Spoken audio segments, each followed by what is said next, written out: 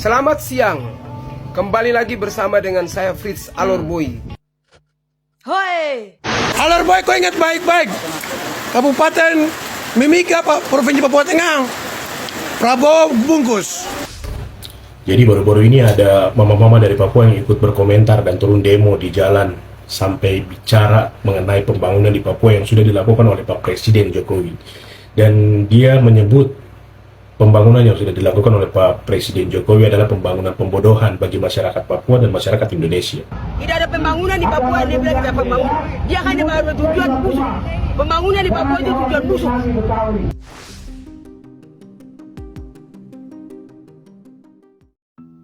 Ya, Assalamualaikum warahmatullahi wabarakatuh. Salam sejahtera bagi kita semua. Om Swastiastu, Namo Buddhaya, salam kebajikan. Ya, jumpa lagi di channel update teman-teman. Dan tentu ini masih dalam suasana puasa. Ini hari kedua ya.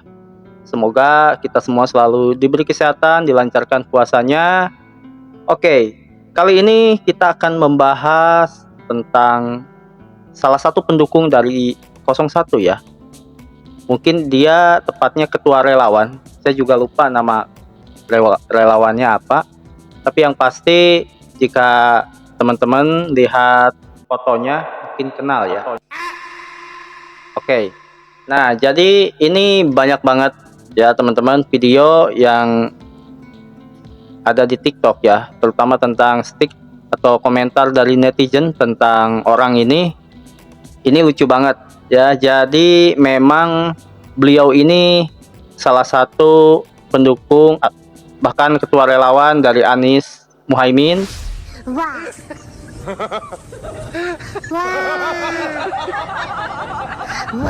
Dan beliau juga sering ikut demo-demo.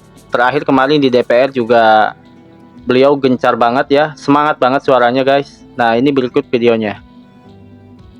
KPU digulingkan. Dan kalau bisa KPU tidak bisa jujur, kita bubarkan saja KPU. Mereka dibayar dari pajak, rakyat yang bayar pajak. Kami tidak membayar pajak. Emang mereka mau makan apa? Begitu kan? Oke, tanpa berlama-lama langsung aja kita saksikan videonya dulu seperti apa. Kita lihat reaksi dari netizen. Jangan lupa juga buat teman-teman untuk selalu dukung channel update dengan cara subscribe, like, dan komen. Oke, selamat menyaksikan. Selamat pagi. Kembali lagi bersama dengan saya Fritz Alorboy. Kali ini saya mau mengkritik Pak Presiden Joko Widodo. Hei, Fritz Alor, anak timur yang paling pintar. Bapak Joko Widodo namanya, Bapak Presiden pun nama itu Bapak Joko Widodo, bukan Bapak Jokowi Widodo, anak pintar orang timur itu, Fritz. Pak Jokowi, saya anak timur yang loyal militansi mendukung Bapak.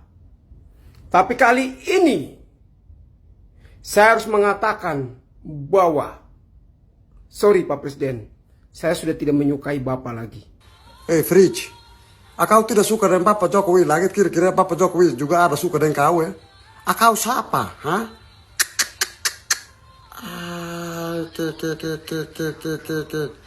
Kau itu bikin malu-malu kami sebagai anak timur saja. Pikir kau sendiri yang di timur sini ya? Uin atli makai foto tahu la onla buka. Kami dari timur siap menangkan. Amin. Amin menang. Amin menang.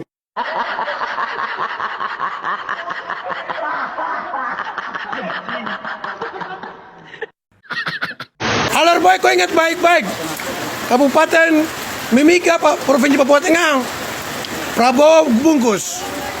Kau ingat baik-baik NTT juga Prabowo bungkus. Kau dengar baik-baik Alorboy. Oh, jangan banyak bicara. Manado Prabowo bungkus. Kau dengar baik-baik. Prabowo. Kau jangan banyak bicara.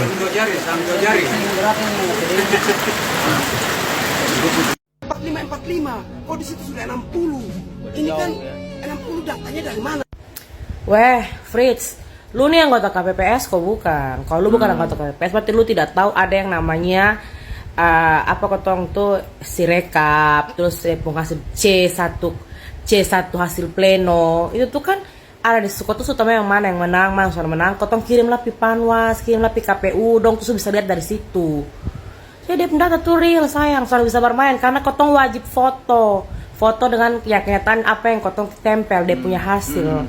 Kan lagian di semua TPS itu kan ada yang namanya saksi, bosampung saksi pasti ada, saksi dari presiden, saksi dari partai, semua ada. Dan dong ikut tanda tangan, berarti itu sufiks sah. Lagian lu nih saya kasih tau lu nih bela-bela sampai Jakarta sana tuh lu mau jadi apa? Hah? Lu jadi menteri kah kalau itu Anies menang? Pulang kok bangun alur sana kok, bikin malu. Kak belum bisa on cam kak, mohon maaf. Waduh, kemana dong?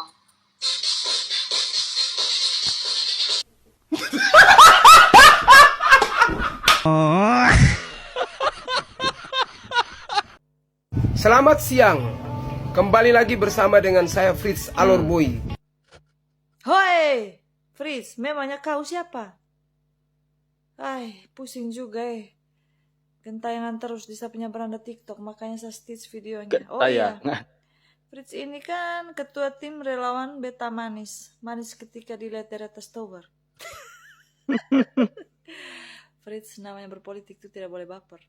Jangan ditelan lurus-lurus karena kau tidak mengerti politik yang sesungguhnya itu seperti apa. Kalau baru belajar ya, bagus anak muda terjun dalam dunia politik. Hemat saya banyak belajar lah.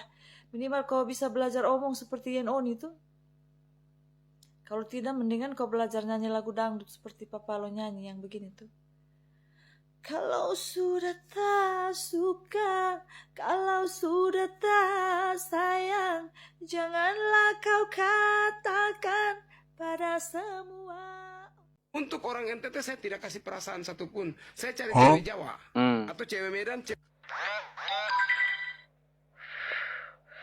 Tuhan Yesus, terima kasih Tuhan Yesus sudah kasih lahir saya sebagai suku Timor dan saya besar.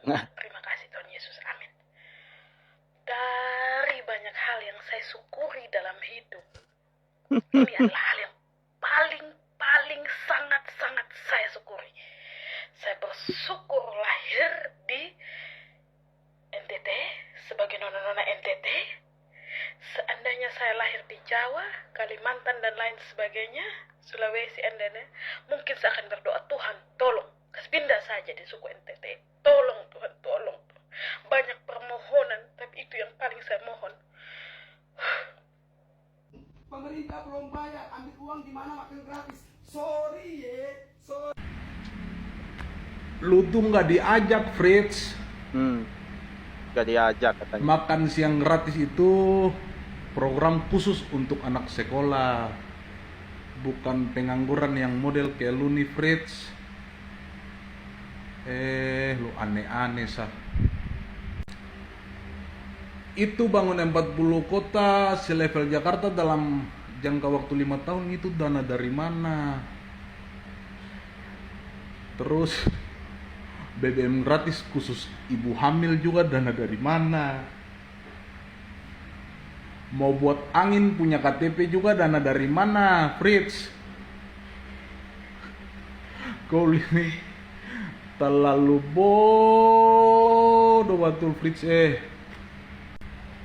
Fritz, sumpah, kalau memang pendukung Anies Baswedan itu adalah golongan orang-orang cerdas, barisan orang-orang pintar, saya lebih memilih jadi orang bodoh, berada di barisan dan golongan para orang bodoh, daripada harus mendukung junjunganmu itu yang pintarnya udah sampai melampaui batas kebodohan. Jadi please, cukup junjungan kalian aja yang pintar. Kalian jangan ikut-ikutan pintar, nanti lama-lama kayak orang idiot. Yohanes tanpa Bapak Gemoy hanyalah seorang menteri pendidikan yang dipecat, bukan gubernur DKI Jakarta atau bukan calon presiden. Kau paham ini Fritz, paham baik. Sampaikan juga buat semua pendukung Anies Baswedan dan Caimin. Makanya kalau ada yang tanya saya, lu dukung Prabowo, coba sebutkan apa prestasinya Prabowo. Saya dengan bangga akan menjawab, prestasinya Prabowo adalah mengusung Anies jadi gubernur DKI Jakarta yang awalnya dikenal cuman sebatas menteri yang dipecat, sekarang jadi gubernur. Itu prestasi Pak Prabowo yang paling saya banggakan. Padahal masih banyak prestasinya yang lain yang lebih wow, tapi yang itu yang paling saya banggakan. Makanya buat kalian, kalau junjungan kalian udah nggak tahu adab, nggak tahu diri ya, pengikutnya harus tahu malu lah. Oke Fritz, selamat berjuang dengan kebodohan dan ketidaktahu maluan Anda, Bapak Fritz Alor Boy. Semoga program Pak Anies ini bisa berkelanjutan. Untuk Anda yang kuar-kuar soal MOU sapi di NTT, beta mau tanya, sejak kapan Pak Anies merintis program sapi dengan Pemprov NTT, makanya Anda bilang semoga program Pak Anies berkelanjutan? Anda kalau mau baku tipu saja dengan Pak Anies, bos. Entah itu mau baku tipu soal MOU atau baku tipu soal panjang jalan yang dibangun oleh Pak SBY, silakan, tapi jangan dengan masyarakat NTT karena kami bukan orang bodoh.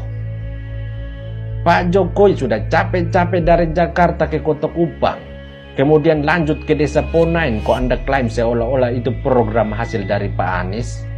Mimpi itu jangan disiang bolong, bos.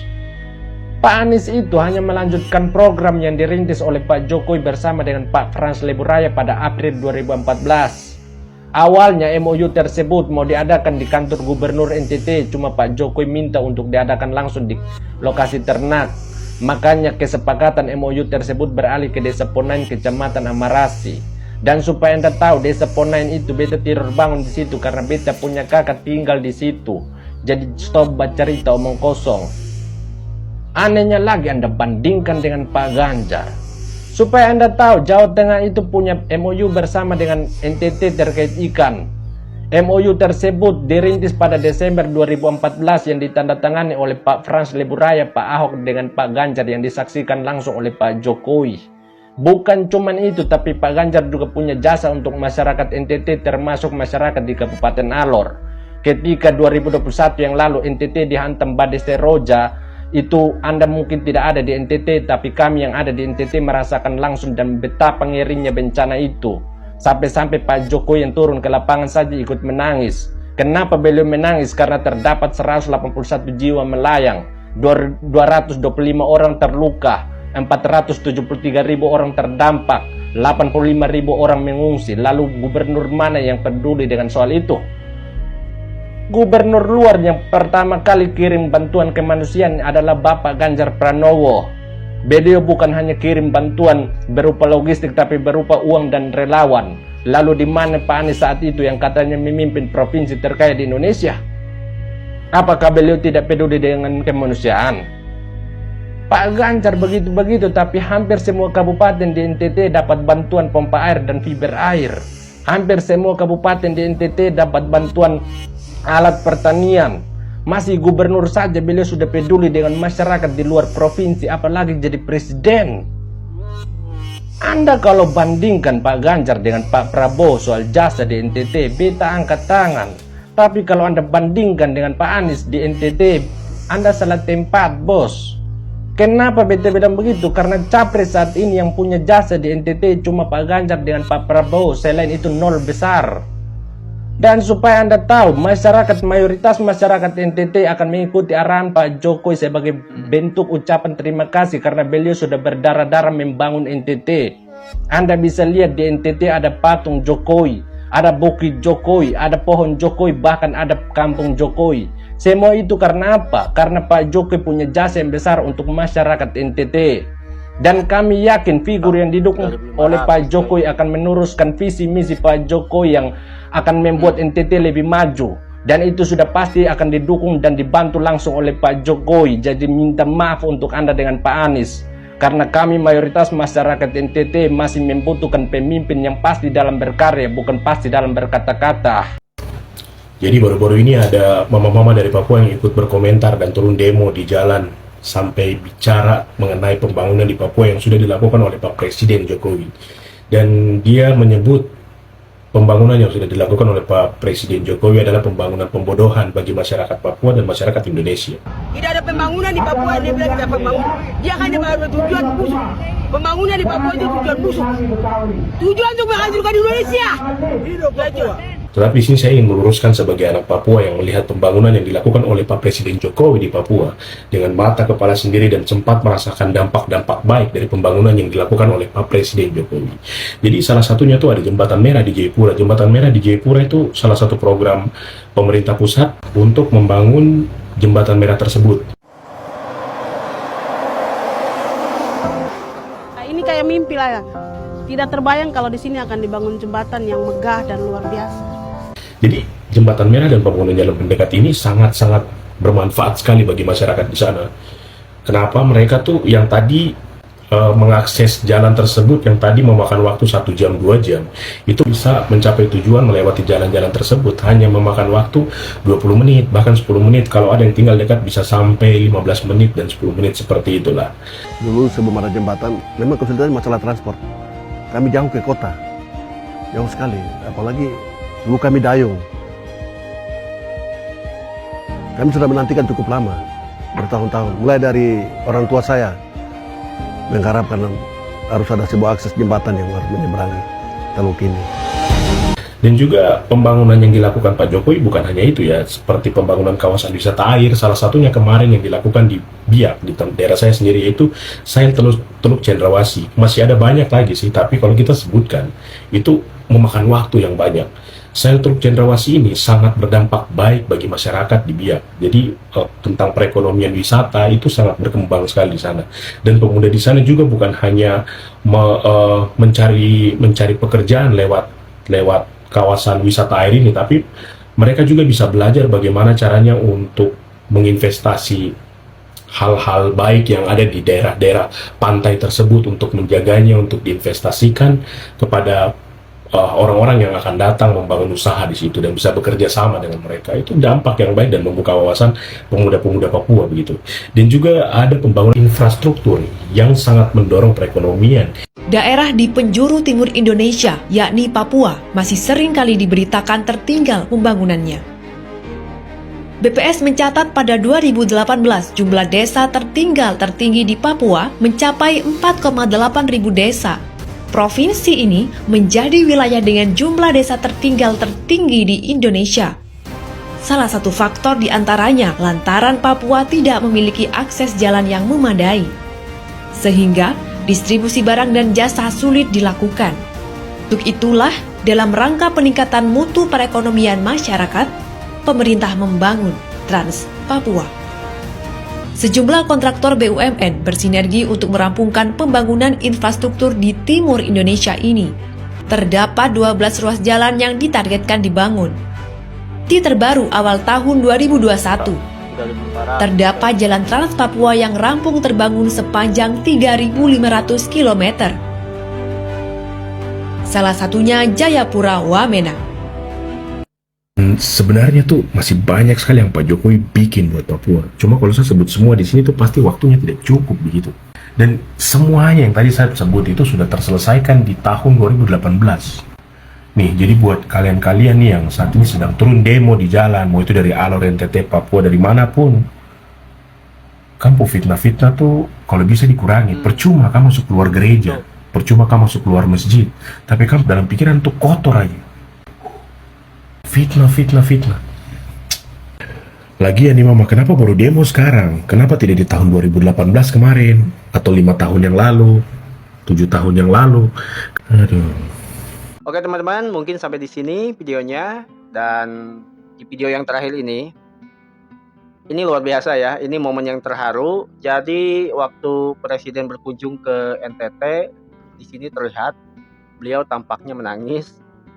Saya juga nggak tahu ya apa penyebabnya, tapi baru kali ini saya juga melihat Pak Jokowi ini kayaknya sih menangis ya teman-teman ya. Mungkin bisa jadi ini kan periode yang terakhir. Dan bisa jadi mungkin itu merupakan kunjungan terakhir beliau sebagai presiden ya. Bisa jadi ya teman-teman. Dan berikutnya nanti di video terakhir juga ada momen ketika masyarakat NTT itu membuat patung untuk Jokowi ya, patung Jokowi. Dan ini luar biasa ya teman-teman. Kita tahu lah ya bahwa hampir seluruh masyarakat NTT itu sangat mencintai Presiden Jokowi. Dan bisa kita rasakan sendiri teman-teman ya, sejak dijabat oleh Presiden Jokowi banyak sekali perubahan, khususnya di Indonesia Timur. Dan seperti yang di video tadi ya, termasuk salah satunya adalah jembatan merah yang ada di Papua. Nah ini tentu dampaknya luar biasa untuk warga Papua, untuk masyarakat Timur, Indonesia Timur. Dan kita semua juga bisa merasakan teman-teman ya. Sekalipun memang masih banyak atau perlu banyak perbaikan ya, itu hal yang wajar. Karena pada dasarnya memang tidak ada yang sempurna ya. Semua pemerintahan itu tidak ada yang sempurna. Pasti ada kekurangan-kekurangan, ya wajar lah ya. Tapi yang pasti setidaknya apa yang ditorehkan oleh Pak Jokowi ini sudah membuat catatan sejarah untuk rakyat Indonesia bahwa Jokowi memang layak disebut sebagai presiden terbaik sepanjang masa. Oke, mungkin itu aja teman-teman. Dan jangan lupa untuk selalu dukung channel update untuk mendapatkan informasi-informasi mengenai politik, khususnya pemilu 2024.